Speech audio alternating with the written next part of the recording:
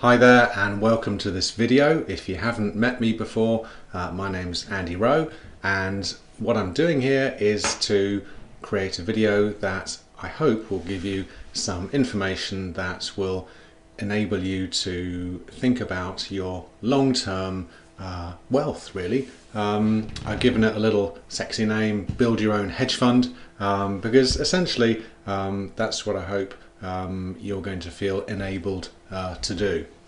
And I guess the reason why I shot this video is that a friend of mine, a young guy actually, he's the son of one of my pals, one of my cycling pals, and I were talking about finance, and he was kind of interested in long-term investments, and we had a discussion, and I said I'd give him some information. So I thought I'd actually formalize it into a video just to get my thoughts in order, and then maybe other people could use it too, including you. So I hope you'll enjoy the video. So it all kind of started off, and that's why I've got this picture of a BMW here, back in the early 1990s, and I was going to a seminar where with a friend of mine, and he picked me up in this BMW, which I hadn't seen before, and as when I got into it, I said, "Oh, mate, nice car.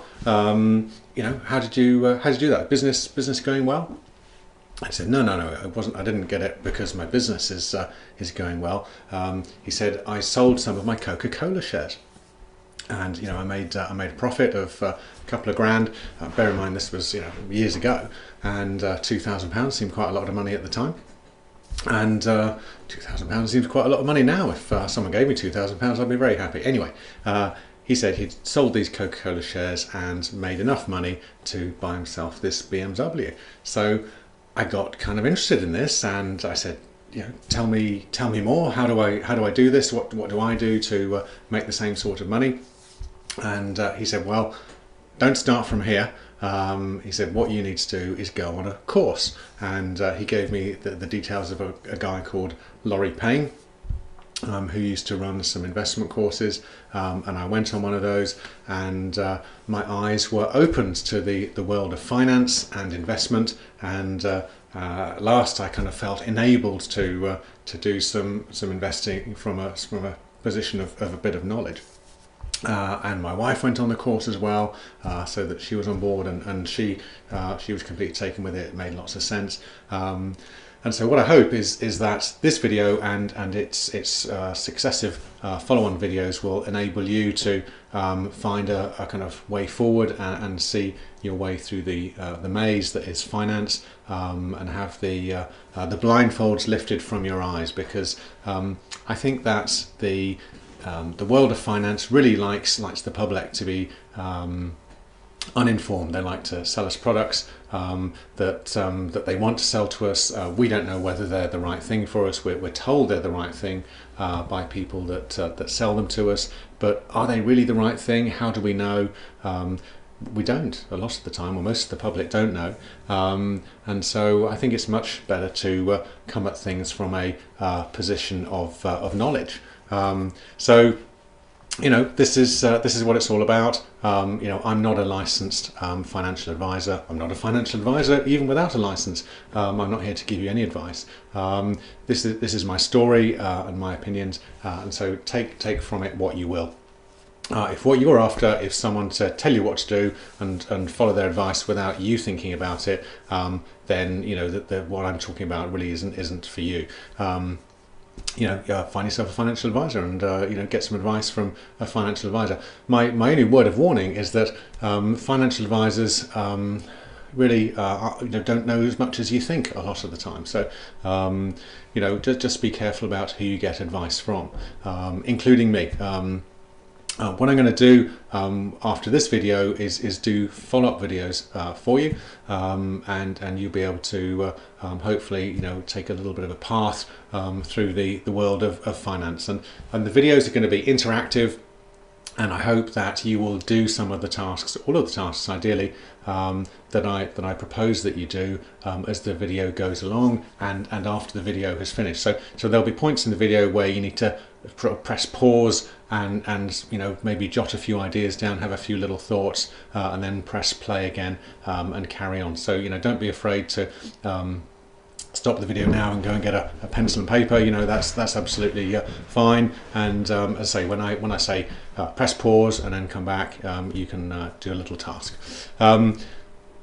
Yeah, some of the decisions that you're going to make as a consequence of what I'm talking and proposing about here, can have massive impact on your financial future, and I do say that with all sincerity. The choices that you make, through the world of finance can have a massive impact on your finances in the future, and that's both scary and also fantastic. Some people don't like to take responsibility for what happens to them, if you're one of those people, you probably aren't going to be watching this video anyway. But most of us like to have a bit of say about what happens to us, and I think that's the fun, the fantastic thing. We can decide our financial futures in many ways, and that's really what it's all about, is having knowledge, and then also enjoying the journey. I mean, sometimes it's quite fun when things go well, and when things don't go so well. Often if we know we've made sensible choices but things don't work out, that's okay. There isn't always anyone to blame. It's just the way things go sometimes. But it's all about knowledge, really. So. Quite a good place to start actually is your own family, because the thoughts that your parents have and the way they talk about money, and the way that their parents, your grandparents, talk about money and think about money will have a fantastically huge influence on your thoughts, and that can be both a good thing and it can be a bad thing. So for instance, my grandfather, his parents, so my great-grandparents were farmers, tenant farmers. They didn't own their own farm, sadly, but they were tenants of a farm back in the 1920s, a long time ago, so best part of 100 years ago now. And at that time, and farmers tell you that farming is always terrible, but at that time farming was terrible, or so my father tells me. I don't know whether it truly was, but his grandparents, my great-grandparents, went bankrupt, and so at the end of their tenancy, I think they were thrown out of the farm, and their son, my grandfather, saw all this happen and was massively influenced by that. So he was a very cautious man in the world of finance, very careful with his money, made sure that everything absolutely balanced up. He could pay his bills, and was certainly not a speculator in any sense of the word. Not a risk taker financially. So the experience of seeing his parents go bankrupt massively influenced his thoughts about finance, which in turn, of course, massively influenced my own father's take on finance. My own father has much the same thought. Very careful. He's been very prudent with his money. He was a government employee and earned a salary. Was not one who would have his own business, and has been fine. But the way he is with his money is, I think, a consequence of how his father is as a result of the experience of his parents going bankrupt. And in turn, my own father's approach to money has strongly influenced me. I think I have many of the same tendencies to be cautious and careful that my father has, and that's got lots of good things about it. Now my mother-in-law, who came from a very poor background and has done very well in business, is someone who believes that property is the only thing she's going to understand. She's done very well with buying property over the years, and that's fantastic. And her strong influence about property made my wife, her daughter, and myself, very keen to buy property at quite a young age, which we did, and we were doing it fine at one stage. But there was a time when, back in the 1980s, when the property market had risen to a peak, and everyone knew that it was incredibly high. And because we wanted to buy property so much, we were overwhelmed with the idea that property was a good investment. We bought a house which we couldn't afford. Interest rates were very high, and a few years later, when we wanted to move, the house was worth probably 2/3 of what we'd paid for it. And so, the influence of my mother-in-law about property had made us feel that property was always a certain bet, and we could always do well. And so at that point, property, having invested in property was not really a good thing, was not at all a good thing for us. Having said that, we went on to buy another property, which over the years has done very well. So things can go either way, and sometimes it's good to be prudent, sometimes it's good to speculate, but I think coming at it from just one fixed position is something to be very careful about. So a good little task for us all to do, I think, is to find out what your parents' thoughts and opinions are about finance. Ask them what they think about investing in property, what they think about investing in shares, or investing in gold. Ask them if they have an opinion about which is best. See if they've got an opinion. Do they invest in any of these things? So, little task for you, perhaps to do later, is to do that and write it down and see what comes out, and think about what their opinions are, and see if you share any of those opinions, because I suspect that you'll either share them wholeheartedly, or you'll tend to be the complete opposite. So it can go either way. But it's worth knowing whether what their opinions are, and how much it's influencing you to go the same way or to go the opposite way. I talked about my dad and my mother-in-law and their approaches to property. It's worth perhaps thinking about, whether you're a play it safe type person, or whether you're what you might think is a gambler, and to think, which is the better of those two things to be. A good friend of mine is a very cautious chap financially, and he and I were chatting about finances and investing, and he felt very nervous about investing in shares. He felt he didn't understand anything about it. He thought it was very risky, and really not a good idea to invest in shares. And this was a number of years ago. And so I didn't sort of talk about it with him, much more after that.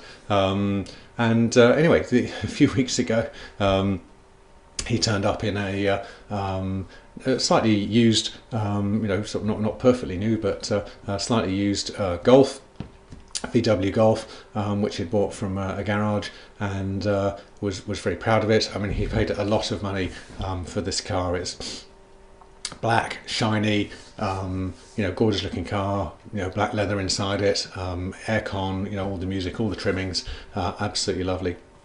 And you can see a picture of the type of car it is down here. Now I reckon that the day he drove it out of the car garage, that car went down in value about 20%, probably overnight. This was a cautious guy, but pretty much what he did there was to do, I would say, a pretty poor move financially. This is a guy who reckons that buying shares is, a gamble, and wouldn't do it, and lost 20% on his car trade, overnight, really. Now, the other week, or a few months ago, I bought what's called an exchange traded fund, and I'll talk with you about exchange traded funds, in the future. But this exchange traded fund is a leveraged one, and they're perceived as risky investments. The public are told that these are risky investments and you've got to be careful about them, and you could lose your money and so on. In lots of ways, the financial markets don't like the idea of the general public having access to these things, but you do have access to these things as a sort of market participant. And this exchange traded fund reflects the price of oil, but it's leveraged. So if oil goes up by 10%, then the value of this exchange traded fund will go up by 20%. Now, the price of oil, you may have read in the newspapers recently, has fallen massively over the past 6 months, and everyone's talking about how low the price of oil is. Now, it got to a point, and we'll talk about this at some stage in the future, about buying things that are going up and things that are going down. It got to a point where I thought it was quite a good idea to buy it because it seemed so cheap. And I bought this leveraged ETF, and over the past 12 weeks, the value of leveraged oil has gone up 30%, which in 3 months is pretty good, actually. Now, I would only make the profit on that if I sold it again and the deal was closed. But which is the greater gamble? Buying a second-hand, just slightly second-hand Golf, and seeing it go down 20% over the next 24 hours, or buying a leveraged ETF that has gone up 30% in 3 months. Which is the better deal? There'll be different opinions about this, and it's not my position to tell you what's the better deal. Really, you can tell probably what I think is the better deal. But I just think it's interesting to see that my conservative, cautious friend had blown 20% of his investment in 24 hours, and probably over the next few years this will go down to pretty much zero. This, on the other hand, I suspect will do rather well, and may well make a good amount of money. In fact, it may even make enough money that I could go and buy one of these with cash if I wanted to. So why do we want to invest? What's the whole point? Now this is a point where you're going to get your little book and your pen, and I want you to write down, or if you're doing this with a friend, I want you to talk about why do we invest? What's the point? So make some notes, and then in a second I'll say stop the video, and then make your notes, and then when you're done, come back and press play again. So stop now. Okay, so why do we want to invest? I guess we invest so that we can buy the things that we need. We invest so that we can pay for our accommodation, the mortgage on the house, or the rent on the property that we're in. We invest to help us buy food, pay our bills, pay for our transport, Golf GTI, pay for healthcare, just say we're older and need a hip replacement, or we need some dental implants, or some sort of surgery that may not be available perhaps on our national health system. Perhaps we invest for our family's future, so that we can help to support our family in the years to come. We may want to invest for philanthropic reasons, to give money to charities so that we can help causes that we think are important and that should be supported. And I think we also invest so that we can perhaps become financially independent, so that we can then choose to do what we want to with our time. So rather than having to go and do a job, we can choose to do a job if it's a job that we think is important and helpful, and a job that we enjoy. But it perhaps gives us the opportunity to do what we want to with our time, because our time is finite. There's one thing for sure, is that our time won't go on forever. And so if we're able to spend our time doing what we want to do, surely that's got to be a good thing to aim for. So financial independence would enable us to spend our time, with our loved ones, with our friends, with our family, working for causes we think are important, doing things we enjoy. So I think those are the reasons why we invest in, and I suspect that you'll have come up with all sorts of similar reasons that could roughly be categorized into the same sort of categories that I've listed here. So with regard to investment, we can just hand money over to financial advisors and do what they suggest. Not knowing where the money is being invested. Sort of blindfolded, really, like the picture on the left here. Or we can take the point of view that knowledge is power, and perhaps if we're able to get an overview and look down on the financial scene and see what's available and what's going in the right direction, then perhaps we can feel more enabled to make investment choices. And at the end of the day, that's what it comes down to, is making choices about what we invest in. So there are a number of things we can invest in, and some things that we can invest in are businesses. So we could start a business, for instance. We could start a restaurant, which would pay us an income. We'd have to work in it, so it would be a bit like having a job. But the business could perhaps run even when we're not there. If it's a very efficient business, we can perhaps have someone running it on our behalf. We could buy other businesses that are already running. So if someone has a restaurant for sale, we could buy one and add it to our chain. And if it's all running efficiently and doesn't need us to be there, then that could make us an income. That will be good. Or we could buy shares in other businesses, so not necessarily buy the whole business, but buy part of a business. So businesses can be divided up and be owned by lots of people. So the different owners have shares in the business, and shares are able to be bought and be sold. And there are markets where you can go and buy shares in business. In cities all over the world. So there's the London Stock Exchange, where you can go along there via the internet and buy shares in businesses. So businesses generate profits, hopefully, and those profits are called dividends.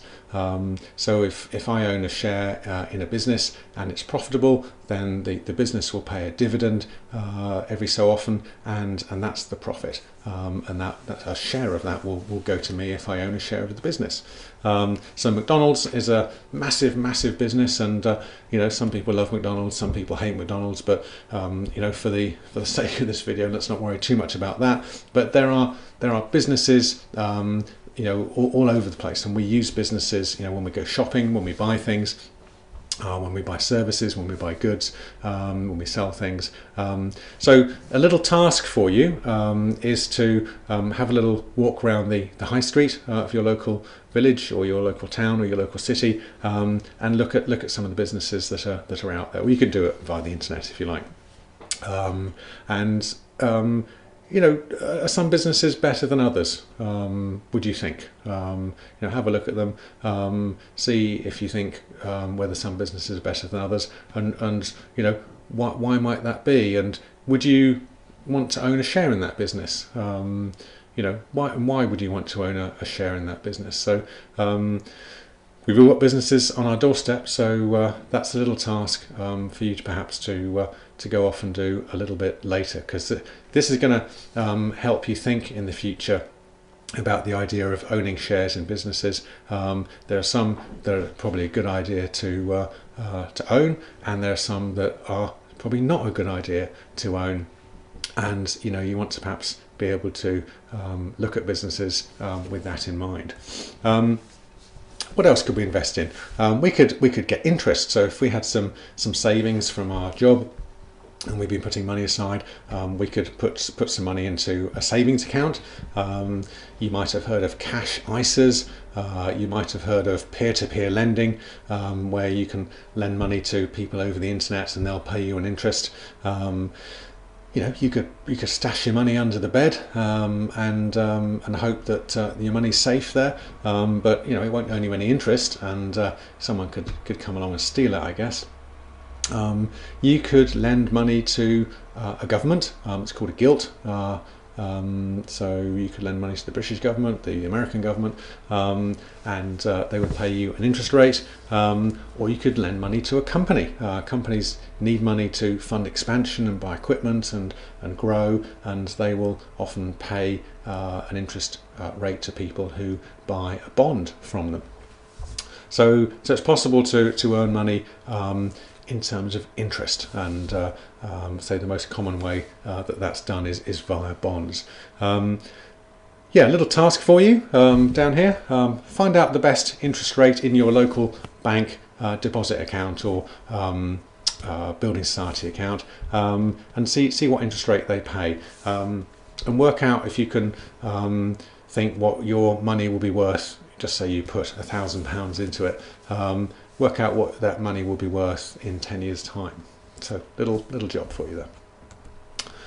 Okay, where else could we invest money? Well, property. And the British love their property. I mentioned earlier about my mother-in-law. She's done very well through property. She has a property portfolio, and has become a wealthy woman that way. And all credit to her. And many of us buy property over the years, and buying our own home is one way to, become wealthier if the property goes up in value. I guess the idea is if you can buy a property and pay off the mortgage, then you've got somewhere to live and not pay rent. So that could be conceived as a good thing. I guess we could buy a holiday home. That would be one way of us buying property. We could maybe buy a flat or a house that we're going to rent out. You'll have heard of buy-to-let, where people get mortgages from banks and building societies to buy property that they can then rent out to professionals or students or DSS people or whoever. Buy-to-let is very popular at the moment. We could buy shares in property companies, so companies that build houses, like Barratt's down here. If you buy shares in a property company like Barratt's, you're essentially investing in the property market going up, because the shares of Barratt's will go up if the property market is doing well, and the opposite is true. You might benefit from property going up by buying shares in a company called Rightmove, who essentially act as the intermediary between the internet and estate agents and sellers. So when properties sell well, Rightmove does very well. You could invest in a company that owns lots of property, like Granger, who are massive landlords, have huge amounts of property in their portfolio. So property is probably one of the most popular ways that the British particularly invest. If you speak to many people, you'll find that they're very keen on property. So your task with this section is to find out if your parents bought a house, ask them what they paid for it, and see if you can work out what it might be worth now. I mean, your parents probably will have an opinion about that, and you can look on Rightmove and so on and see what properties in their road sell for and so on. See if you can find out from them what they've spent on it over the years. That'll be interesting, because the difference between what they paid for it and what it's worth now, of course, isn't all the profit. If the house was to be sold today, they will have spent money on the property. For instance, they will have decorated it, they'll have put new carpets in, they might have changed things in the bathroom, they might have put an extension on it, they'll have had to insure it, they'll have had to repair things, there will have been legal costs buying it, there may have been disputes over boundaries, there'll be stamp duty that they paid to the government when they bought it, and of course there'll be the interest that they paid on the mortgage over the years. So I think what would be really interesting is to do that little task, find out what the cost was, and see if you can work out roughly what the interest repayments have been over the years, and what all their costs have been, and then see if they've made a profit on the deal, assuming the house were to be sold today. See if buying the house then was profitable or not. Okay, so what else could we invest in? Well, we can buy stuff. So commodities, these are sometimes called. You can buy gold, you could buy silver, you could buy farmland, you could buy vintage cars, you could buy wine, works of art, you can buy natural resources, coffee, cocoa, sugar, aluminium, copper, and so on. When you go off and buy a pair of gold earrings, then that has a value, and you could sell them again at a later date, and they may be worth more, both for their gold value and their artistic merit, than you paid for it, paid for them, or less, just depending on how things have gone in the markets. This is a little Mini, and one of my sons has bought a Mini, and because he thinks that Minis are going up in value, so he's bought a Mini, and he's hoping to make a profit on the deal. He's used my money, by the way, so this is another way of doing things, using other people's money to invest, and so that they take some of the risk as well. Yes, cunning thing. So will the Mini make a profit? Well, I don't know. It's about to get sold, or it's about to be auctioned on eBay. So it'll be interesting to see whether the Mini actually turns a profit. I think he's owned it for about a year, and it's been stored away. So we'll see. So this is a commodity trade, essentially. So it's buying some stuff, a car in this case, and then selling it again. Buying and selling a car is a commodity trade. Buying and selling gold is a commodity trade.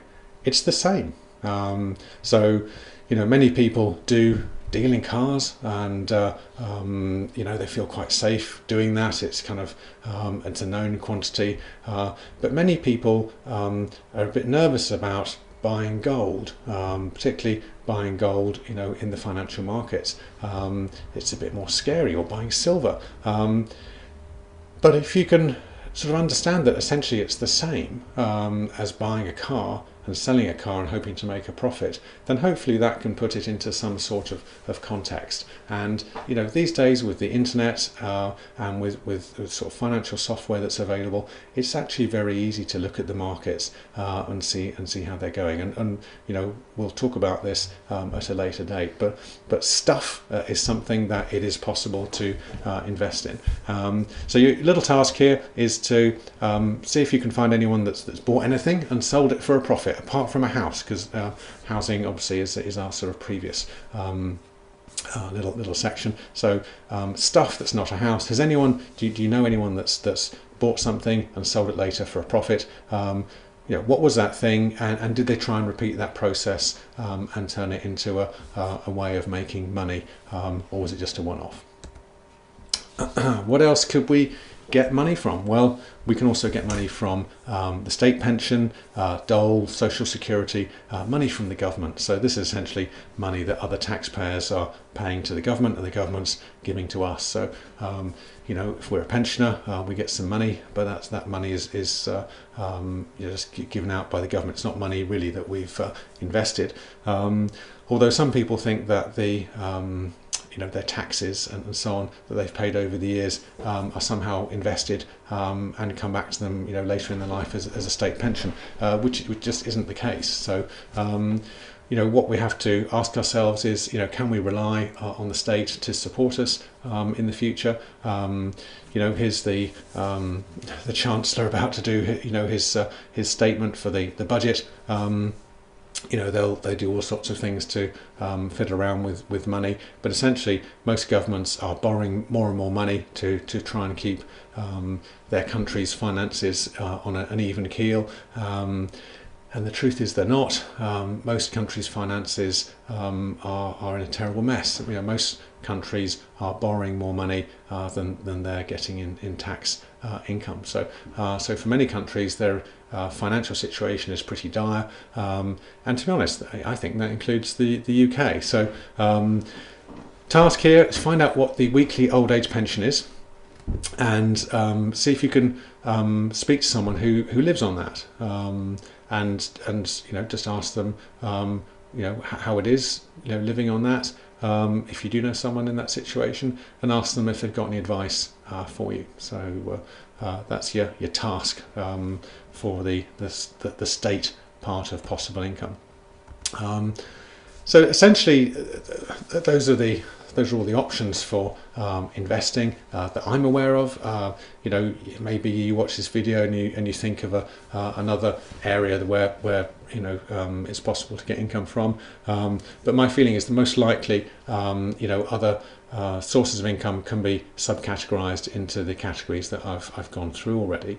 And my plan over the next few weeks is to address each of these areas in turn, about how I go about investing in them, and explore some ideas about possibilities of investing in those areas, and see whether there may be some long-term benefit from doing that or not. It's not advice. Remember, this is just stuff that I have done, stuff I'm doing, and stuff I will do in the future.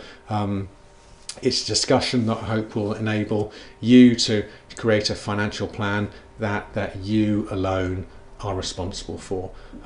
So don't trust anyone, particularly me. I'm not telling you what to do. I'm just trying to increase your awareness of what's out there, and spark your interest in the world of finance.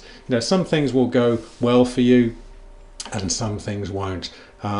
And that's okay. That's the way things go. Remember my little story about the house that my wife and I bought years ago that did badly? Well, it was galling at the time, but since then, I've made a lot more money through property than I lost at that time.